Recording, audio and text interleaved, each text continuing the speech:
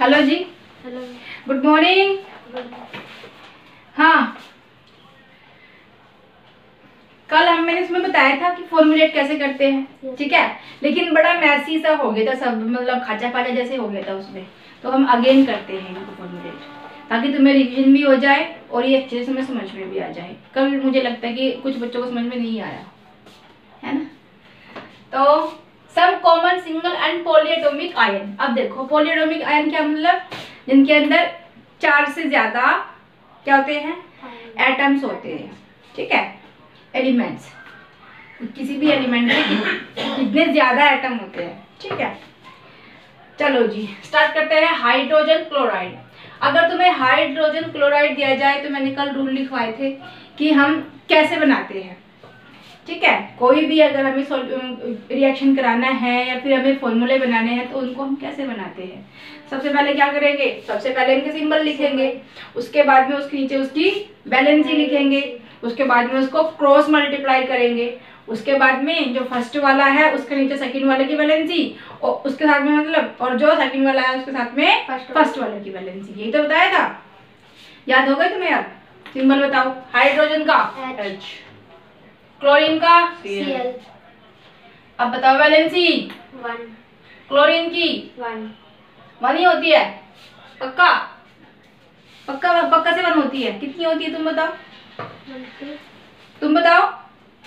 कल करवाई थी भाई तुम इतने, मैम 1 ही होती तुम कैसे भूल जाते हो। 1 ही है मैम। 1 होती है, क्रॉस मल्टीप्लाई हो जाएगा। है। Yes ma'am. अब इस वाले के साथ में ये वाला यस मैम। इस तरह से, ठीक है, और इसके साथ में भी। अब इसको ऐसे लिखेंगे लेकिन, क्योंकि S, 1 लिखे और वैसे भी हमें बताया कि वो 1 ही है, कि वो 1 एटम है, ठीक है, समझ में आया। नेक्स्ट वाले की अगर हम बात करें, हाइड्रोजन सल्फाइड। हाइड्रोजन को क्या क्या बोलेंगे, सिंबल क्या होता है, H, अगेन H होता है। और सल्फाइड का, S, सल्फाइड का सिंबल क्या होता है जी, S, S होता है।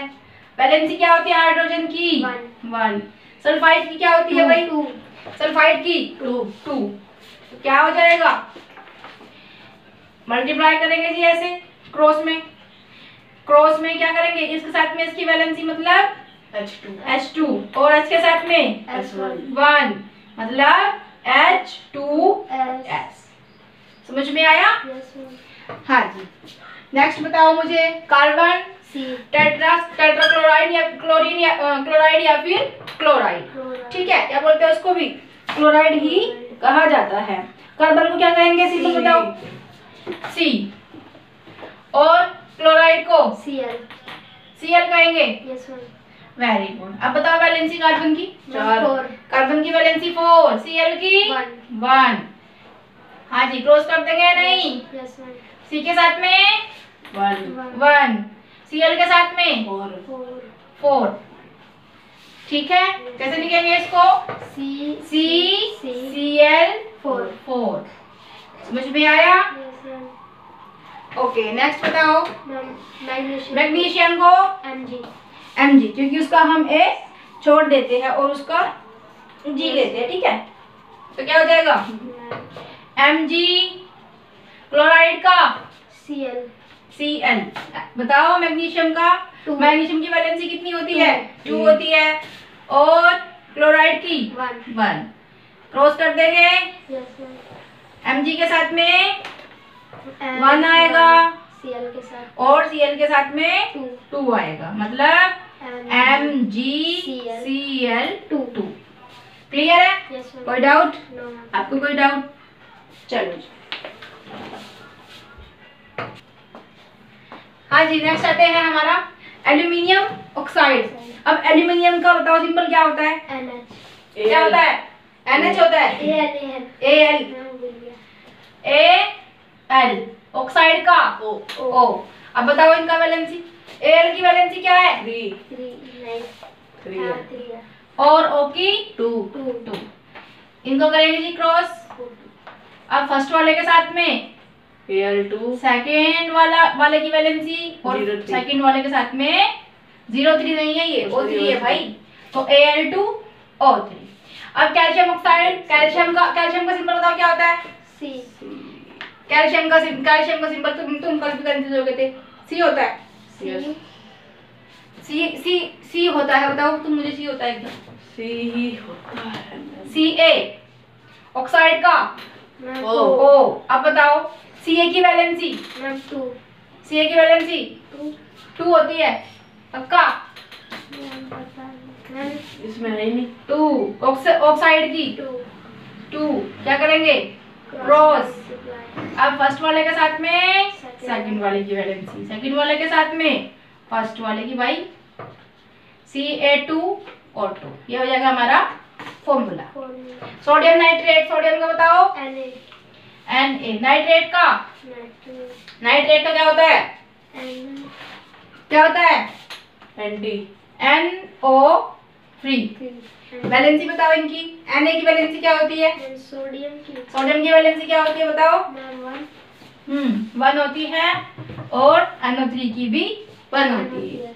ठीक है, चलो जी, याद कर लो इनको, याद कर लो इनको, याद। ठीक है, क्या हो जाएगा? Na और NO3। ओके, क्योंकि दोनों की वैलेंसी 1 और 1 है। ऑलराइट, अब कैल्शियम हाइड्रोक्साइड, कैल्शियम का बताओ मुझे सिंबल। Ca। हाइड्रोक्साइड का बताओ सिंबल क्या होता है? OH होता है, H होता है। फिर हाइड्रोजन में क्या होता है भाई? सॉरी HY होगा इसका। क्या होता है? OH। Ca की वैलेंसी क्या होती है? 2 होती है। OH की वैलेंसी कितनी होती है? 1 होती है। तो मुझे याद है। ये लो, क्रॉस कर दिया, क्या हो जाएगा? CaOH और 2, मतलब 2 इन दोनों के साथ में है। अगर हम OH2 लिखेंगे तो लगेगा कि वो H2 है, लेकिन यहाँ पे क्या है? O और H दोनों के साथ में 2 की मल्टीप्लाई हो रही है, that's why we will put them in bracket. Okay, समझ में आया? आपको आया जी महाराज? चलो, हाँ जी, नेक्स्ट है हमारा सोडियम कार्बोनेट। सोडियम का बताओ मुझे सिंबल। Na। कार्बोनेट का सिंबल क्या होता है? CB। कार्बोनेट का, अच्छा Cr। कुछ भी हो जाएगा क्या? CO3। CO3 होता है। ठीक है, वैलेंसी क्या होती है? वैलेंसी क्या होती है? सोडियम की वैलेंसी 1 और कार्बोनेट की 2। कार्बोनेट की क्या होती है? 2 होती है। मतलब ये क्रॉस कर देंगे जी, क्या हो जाएगा? Na2 और CO3। ठीक है, CO3 और इसकी पूरे की मल्टीप्लाई हो रही है 1 से। ओके, मतलब Na2CO3। समझ में आया? आपको आया जी? चलो जी, अमोनियम बताओ। अमोनियम का सिंबल क्या होता है? क्या होता है? नहीं पता। NH4 होता है। सल्फेट का SL। SO4 होता है। SO4 होता है। अब बताओ इनकी वैलेंसी क्या होती है? वैलेंसी NH4 की वैलेंसी 1, SO4 की वैलेंसी कितनी होती है जी? 2 होती है। क्रॉस कर देंगे, ये लो जी, क्या हो जाएगा? NH4 और इस पूरे की मल्टीप्लाई किससे हो रही है? 2 से हो रही है।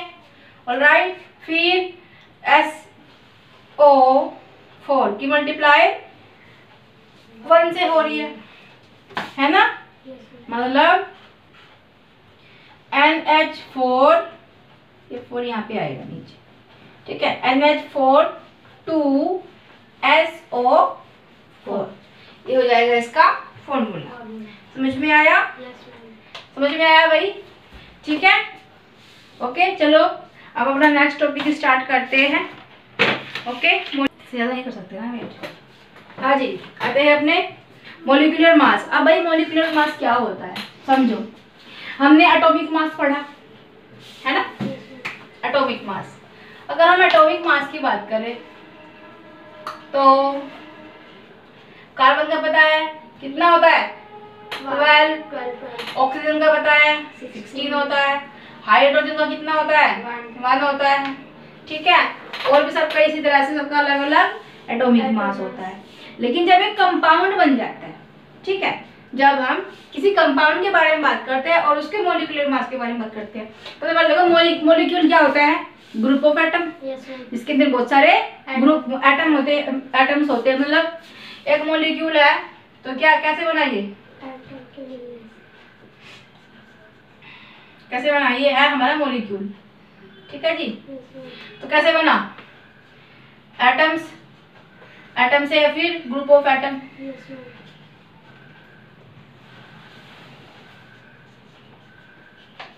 एटम या फिर ग्रुप ऑफ एटम, मतलब एटम एक ही एलिमेंट के बहुत सारे एटम्स भी हो सकते हैं और अलग अलग एलिमेंट्स के अलग अलग एटम्स भी हो सकते हैं। ऑलराइट, तो ये तो हो गई हमारी मॉलिक्यूल की डेफिनेशन कि भाई मॉलिक्यूल कैसे बनता है? एटम से बनता है। बहुत सारे एटम उसके अंदर होते हैं। एटम क्या करते हैं? एटम आपस में कंबाइन होते हैं और अब आपस में कंबाइनिंग से वो क्या करते हैं भाई? मॉलिक्यूल को बनाते हैं। ऑलराइट, अब एटॉमिक मास हमें पता है कि ये होता है। तो भाई मॉलिक्यूलर मास क्या होता है? देखो, जस्ट सपोज कि एक मॉलिक्यूल के अंदर जितने भी एटम है, ये एक मॉलिक्यूल है और इसके अंदर जितने भी एटम होंगे उन सब के मास को क्या करना है? हमें ऐड कर देना है। कैसे? अगर हम बात करें कि भाई बताओ H2O का मॉलिक्यूलर मास क्या होगा? मॉलिक्यूलर मास क्या होगा भाई? H क्या है? मतलब H प्लस H है, मतलब दो क्या है? हाइड्रोजन है और एक क्या है? ऑक्सीजन है। ये इसका एटॉमिक मास कितना होता है? 1 होता है। अगेन कितना होता है? 1 होता है। ऑक्सीजन का 16 होता है। क्या कर देंगे? इसको ऐड कर देंगे। क्या हो जाएगा ऐड करने के बाद? 18। तो 18U क्या हो जाएगा इसका? Molecular mass. किसका मॉलिक्यूलर मास? वाटर का। H2O क्या है? वाटर है। वाटर का मॉलिक्यूलर मास क्या हो जाएगा? 18U। ठीक है, because this is the U से हम एटम को डिनोट करते हैं। समझ में आया?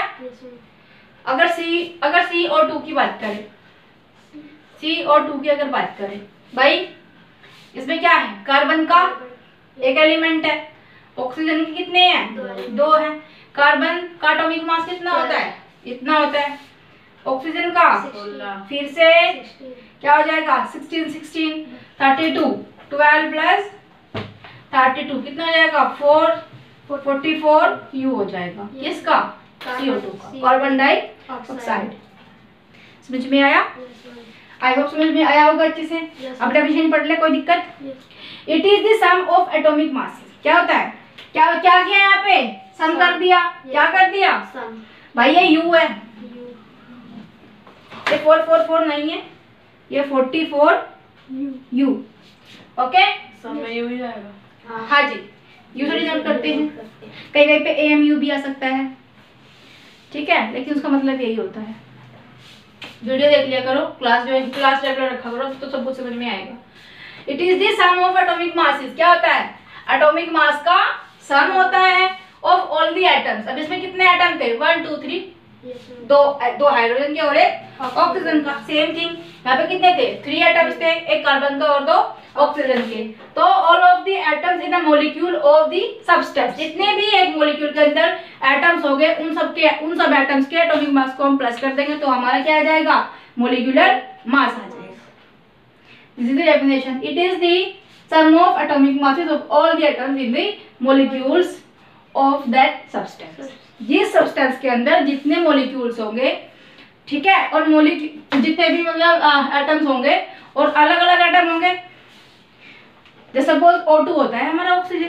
क्या होता है? ऑक्सीजन गैस की अगर बात करें तो क्या होता है? O2 का बताओ भाई, मॉलिक्यूलर मास क्या होगा? क्या होगा?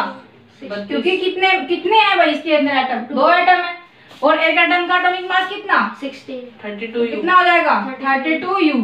क्या हो जाएगा इसका? ये मॉलिक्यूलर मास। समझ में आया? निकाल लोगे मॉलिक्यूलर मास। आगे से क्वेश्चंस करेंगे मॉलिक्यूलर मास के भी, ठीक है। चलो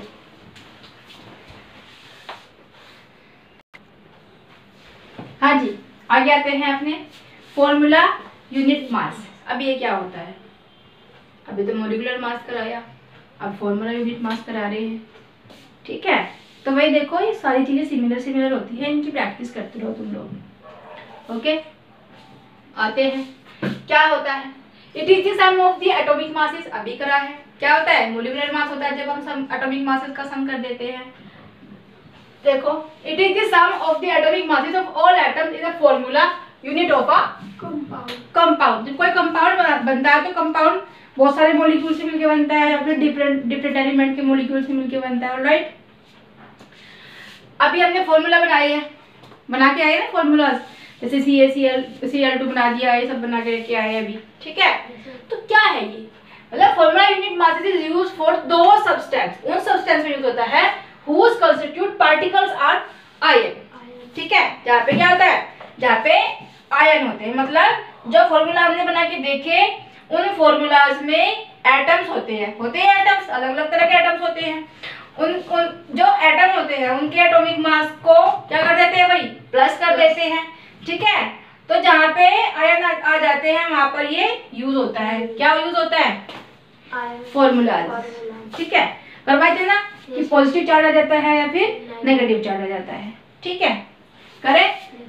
अब देखो, जैसे एग्जांपल अगर मैं लूं, किसका एग्जांपल लूं, जैसे सपोज NaCl ले लिया, NaCl, क्या करेंगे, इसके एटम्स को प्लस कर देंगे। करो कैसे करेंगे, अब हमें पता है क्या है ये NaCl, क्या है, सोडियम क्लोराइड। तो ये होता है सोडियम और ये होता है क्लोराइड।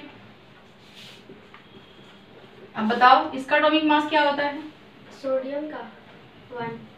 एटॉमिक मास पूछ रही हूँ, वैलेंसी नहीं पूछ रही हूँ भाई। मैं एटॉमिक मास बताओ क्या होता है, क्या होता है, 23।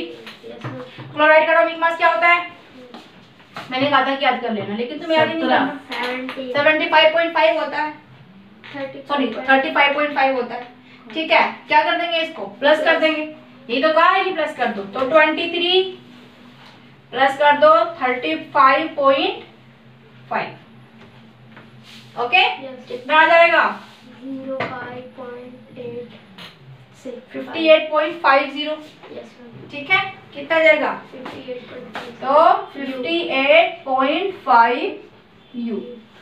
दिस इज क्या है ये, NaCl जो दे दिया, ये इसका फॉर्मूला यूनिट मास है भाई। इसको ये भी कहते हैं और इसको भी यही कहते हैं, ठीक है। चलो समझ में आया। एक और एग्जांपल ले लूं, जैसे ले लिया CaCl2। अब बताओ CaCl2 क्या है, CaCl2, Ca क्या होता है, कैल्शियम होता है।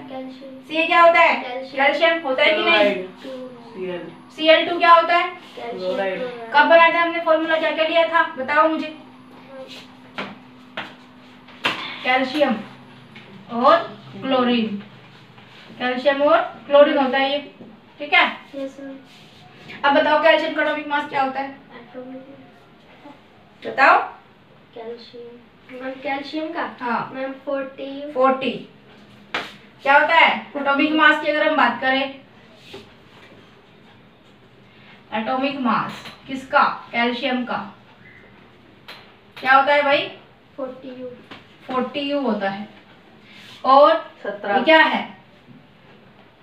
17 क्लोरीन, 35.5, इसका क्या होता है, 35.5 होता है। ऑलराइट, तो मतलब कितने हैं, 2 है, 2 एटम्स है क्लोरीन के, क्या कर देंगे, मल्टीप्लाई कर देंगे 2 से इसको, है ना, आ जाएगा। मतलब 40 प्लस 71 है ना, 71 देखो कैसे आया, 35.5 को 2 से मल्टीप्लाई कर रहे हैं, 2 5 10 0 1 2 10 1 11 1 अगेन 2 3 6 और 1 7 पॉइंट लगा देंगे, कितना आ गया, 71 U आ गया। इन्होंने क्या कर देंगे भाई, प्लस कर देंगे 1 7 और 4 11, क्या आ जाएगा 111 U। समझ में आया, फॉर्मूला यूनिट मास, मतलब ये ऑलमोस्ट फॉर्मूले यहाँ पे बनाए हुए हैं हमें इनका यूनिट मास निकालना है। और कब निकाल सकते हैं? अगर हमें सिंबल पता है कि ये अगर हमें पता है कि ये Na किसका सिंबल है, ये Cl किसका सिंबल है, इनका एटॉमिक मास क्या होता है, तभी तो निकाल सकते हैं। लेकिन तुम लोगों को याद ही नहीं करना। अब हमें पता होना चाहिए कि Ca क्या होता है, ठीक है। अब Ca कार्बन तो होता नहीं है, क्लोरीन, ठीक है। क्या होता है वो हमें पता होना चाहिए। क्लोरीन होता है, Ca कैल्शियम होता है, मैम Cl क्या होता है, क्लोरीन होता है। क्लोरीन कितने हैं, 2 हैं, तो क्या करेंगे, 2 से मल्टीप्लाई कर देंगे। अगर कोई 3 एलिमेंट्स दिए हुए तो 3 से मल्टीप्लाई कर देंगे। जैसे कि H2O कराया था, यस मैम, H2O क्या है, H2O क्या है, वाटर है, यस मैम, जिसमें क्या है, H के हाइड्रोजन के 2 एलिमेंट्स है, ऑक्सीजन का 1 एलिमेंट है। हाइड्रोजन हाइड्रोजन मतलब 1 और 1 2, 16 और 2 18 यूनिट। तो फॉर्मूला यूनिट मास क्या हो जाएगा इसका? अगर इसका हम मोलिक्यूलर मास देखें तो 18U है, ठीक है। फिर आगे जाते हैं, किसी और से किसी चीज़ का रिएक्शन करा रहे हैं, कोई फॉर्मूला हम बना रहे हैं, लेकिन हमें उसके लिए क्या चाहिए, हमें पता होना चाहिए कि सिंबल किसका है और इसका एटॉमिक मास क्या है, तभी तो हम बता सकते हैं। अदरवाइज देखते रहो, ये ऐसे देखते रहना, फिर वहाँ पे पेपर में का मोल में बैठ के क्या था, कुछ तो था, है ना। चलो करो इसको।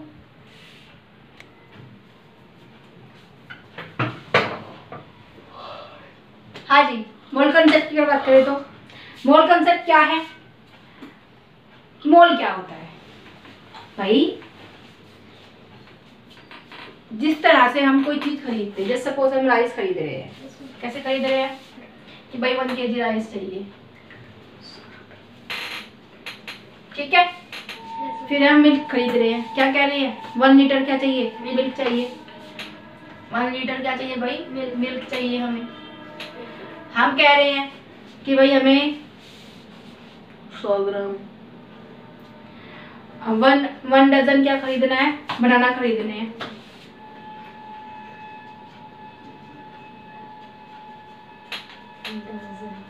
वन डजन क्या खरीदना है, बनाना। अब हमें पता है कि 1 डजन में कितने होते हैं, 12 होते हैं, ठीक है। हमें पता है 1 किलोग्राम में इतने सारे जो है हमारे राइस आ जाएंगे, उसका एक वेट होता है, हमें पता चल जाएगा कि वो 1 kg है। उसके बाद में अगर हम कहें कि हमें 1 मीटर कपड़ा लेना है, 1 मीटर कपड़ा लेना है, 1 किलोमीटर कहेंगे कि भाई 1 मीटर लेना है, ठीक है। तो अगर मैं कहूँ कि ये कार्बन है, एक कार्बन में कितने एटम्स होते हैं, कौन बताएगा, कौन बताएगा भाई? एटम्स बहुत छोटे होते हैं, स्मॉलेस्ट, ठीक है, स्मॉलेस्ट पार्ट होते हैं। तो हम उनको कैसे काउंट करेंगे कि कितने होते हैं? नहीं काउंट कर सकते क्योंकि वे छोटे इतने होते हैं। कैसे काउंट करेंगे इतने छोटे, इतने मतलब क्वांटिटी की अगर हम बात करें कि वो कितने हैं तो कैसे काउंट करेंगे, कर ही नहीं सकते हैं। ओके, सेम चीज अगर हम कहें कि हमारा H2O प्योर वाटर तो इसकी 1 ड्रॉप में 1 ड्रॉप ऑफ प्योर वाटर कितने होंगे भाई एटम्स, कितने होंगे एटम्स, मॉलिक्यूल्स कह सकते हो, एटम्स कह सकते हो, आयंस कह सकते हो, कितने होंगे? 80। कुछ पता है, I don't कुछ पता है भाई? पॉसिबल ही नहीं है काउंट करना, कैसे करेंगे काउंट, अनलिमिटेड कैसे करेंगे काउंट, ठीक है। तो इन्होंने एक कंसेप्ट बनाया, मोल कंसेप्ट। तो 1 मोल में इतने पार्टिकल्स होते हैं, तुम इसको पार्टिकल्स कह लो,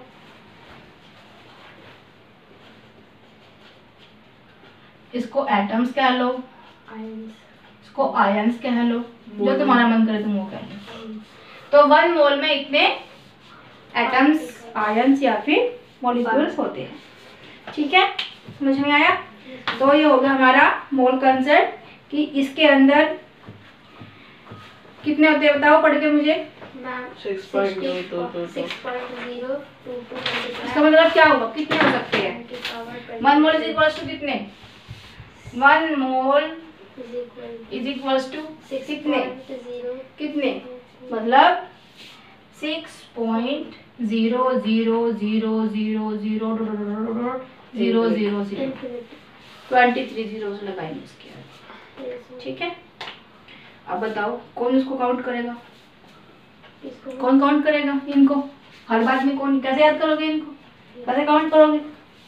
हाँ जी, कैसे करोगे और कैसे इनको यूज करोगे? तो अगर हम बात करें 1 मोल ऑफ कार्बन की, यहाँ पे क्या पूछा था सबसे पहले मैंने? कार्बन। अगर हम बात करें 1 मोल ऑफ कार्बन तो क्या हो जाएगा, क्या हो जाएगा? 6.022 इंटू 10⁻⁻23। समझ में आया? अगर हम बात करें 1 ड्रॉप ऑफ वाटर की, प्योर वाटर की, तो उसका 1 मोल क्या होगा? 1 मोल ऑफ प्योर वाटर या फिर H2O क्या हो जाएगा? 6.022 इंटू 10⁻⁻23। समझ में आया?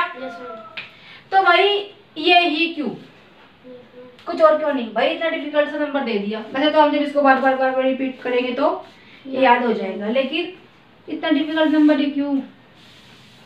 तो भाई एक साइंटिस्ट थे जिनका नाम था एवोगैड्रो, उन्होंने दिया ये मोल कॉन्सेप्ट। किसने दिया? एवोगैड्रो।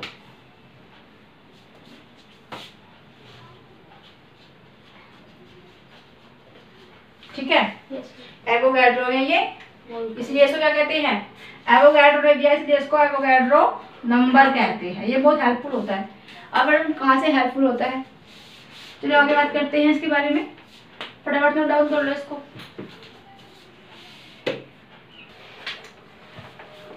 हाँ जी, एवोगैड्रो नंबर क्या होता है? क्या होता है? क्या होता है? 1 मोल इज इक्वल टू 6.022। अगर हम बात करें 1 मोल की, यहाँ पे लिख लेते हैं 1 mole is equal to 6.022 into 10⁻⁻23। ये क्या होता है हमारा? Avogadro number. ओके, तो भाई देखो, अगर हम बात करें एटॉमिक मास की, तो ऑक्सीजन का एटॉमिक मास कितना होता है?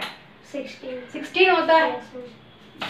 और अगर हम O2 की बात करें 16 + 16, लेकिन इसमें तो ऑक्सीजन की बात हो रही है, तो ऑक्सीजन की कितना होता है एटॉमिक मास? 16 होता है। फिर उसका मोलिकुलर मास कितना हो जाएगा? 16 × 2 32 हो जाएगा। होगा या नहीं? एटॉमिक मास मतलब एटम का मास। और अगर हम यहाँ पे मोलर मास की बात करें तो 1 मोल इज इक्वल टू कितना होता है? 6.022 इंटू 10⁻⁻23 होता है। तो क्या हो जाएगा यहाँ पे? अगर हम ऑक्सीजन की बात करें, सिर्फ और सिर्फ ऑक्सीजन की बात करें, सिर्फ और सिर्फ ऑक्सीजन की बात करें, ऑक्सीजन कितना होता है? 16। क्या करेंगे मतलब, अगर 1 मोल का इतना होता है, मोलर ये 1 मोल इतना होता है, तो 6 से मल्टीप्लाई करना पड़ेगा पूरे में। अब कौन करेगा इतनी लंबी में मल्टीप्लाई? तो क्या करेंगे, यहाँ पे एज इट इज अपना हम लिख देंगे मोलिकुलर मास। मोलिकुलर मास लिख देंगे, क्या है? 32U। अगर O2 की बात करें तो O2 का 32U है। तो भाई यहाँ पे हेल्प इसलिए मिलती है कि यहाँ पे अगर 1 मोल ऑफ ऑक्सीजन की बात करें तो कितना हो जाएगा?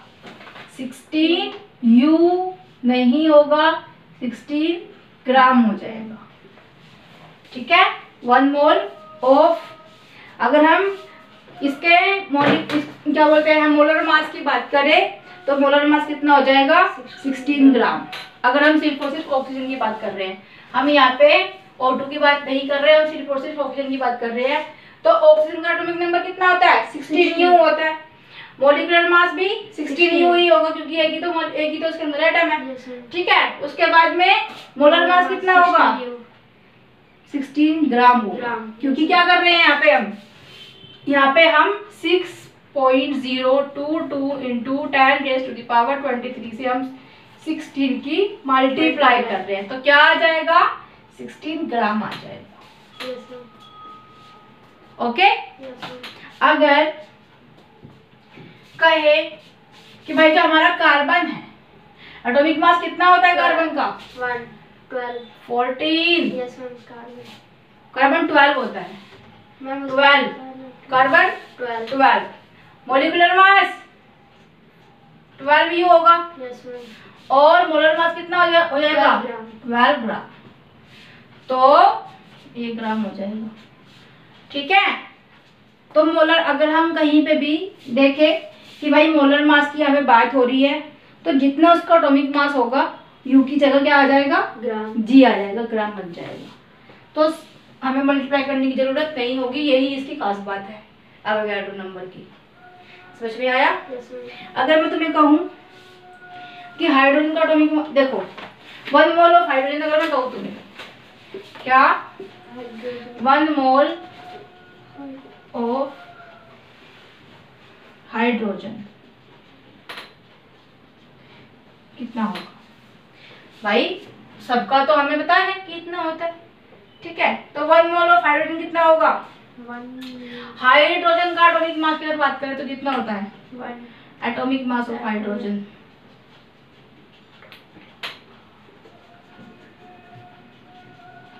एटॉमिक मास ऑफ हाइड्रोजन 1 होता है, ठीक है। और मोलर मास क्या हो जाएगा, 1 ग्राम, मोलर मास क्या हो जाएगा 1 इंटू 6.022 इंटू 10⁻23 मतलब 1 ग्राम। यस मैम, समझ में आया? यस मैम, चलो करो इसे, फिर आगे करते हैं।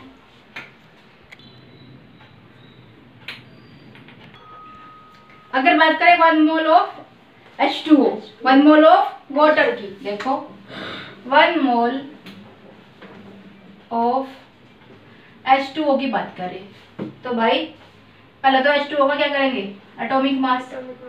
एटॉमिक मास क्या होता है बताओ मुझे, 1। इसमें क्या है H+O है, यस मैम, इसका 1 है, इसका 1 है, इसका 16, पूरा कितना हो जाएगा 18U।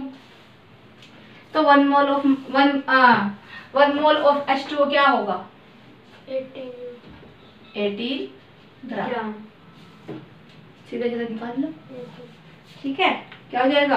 18 ग्राम, तो जो भी किसी एलिमेंट का एटॉमिक मास है या किसी भी मॉलिक्यूल का मॉलिक्यूलर मास है, ठीक है, तो उसी में क्या कर देंगे हम यहाँ पे जी लगा देंगे, तो हमारा क्या बन जाएगा मोलर मास आ जाएगा। क्या आ जाएगा molar mass, molar mass. Molar mass समझ में आ गया? यस मैम,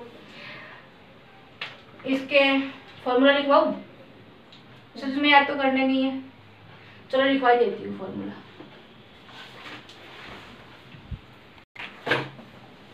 हाँ जी, फॉर्मूला देखो लिख लो, ये फॉर्मूले होते हैं, याद मत करना। फॉर्मूलाज को तुम्हें याद करने की जरूरत नहीं पड़ेगी। अगर तुम्हारे टीचर कहेंगे स्कूल में कि याद कर लो तो तुम याद कर लेना, नहीं तो जिस कॉन्सेप्ट से हम सारे क्वेश्चंस को करेंगे उसमें तो इनकी ज़रूरत पड़ने वाली है नहीं, लेकिन फिर भी तुम लोगों को इस बारे में पता होना चाहिए। ऑलराइट, आते हैं मोल कॉन्सेप्ट की। अगर हम बात करें तो अगर हमें मास निकालना है तो कैसे निकालेंगे, mass is equals to molar mass into number of moles. Okay, next आते हैं नंबर ऑफ मोल्स कैसे निकालेंगे। किसी में देखिए नंबर ऑफ मोल्स बताओ हमें इसमें, तो the number of particle upon में Avogadro number. Okay, next the number of atoms कैसे निकालेंगे, तो given mass into molar mass into given mass upon molar mass into Avogadro number. Avogadro number क्या होता है 6.022 into 10⁻23। The number of particles, अगर हमें particles का बताना है, देखो यहाँ पे एटम्स पूछ रहे हैं, यहाँ पे पार्टिकल्स पूछ रहे हैं, ठीक है। अगर हमें पार्टिकल के नंबर बताना है तो number of moles of particles, particles में कितने, जैसे कि 1 मोल है, 2 मोल है, 3 मोल है, कितना है, तो number of moles of particles into में एवोगाड्रो नंबर। ये हमारे फॉर्मूलाज है, लिख लेना इनको, थोड़ा देख लेना 2-4 बार, देखने से सफिशिएंट है। अदरवाइज क्वेश्चन जो हम करेंगे उनमें तो इनकी हेल्प होने वाली है नहीं।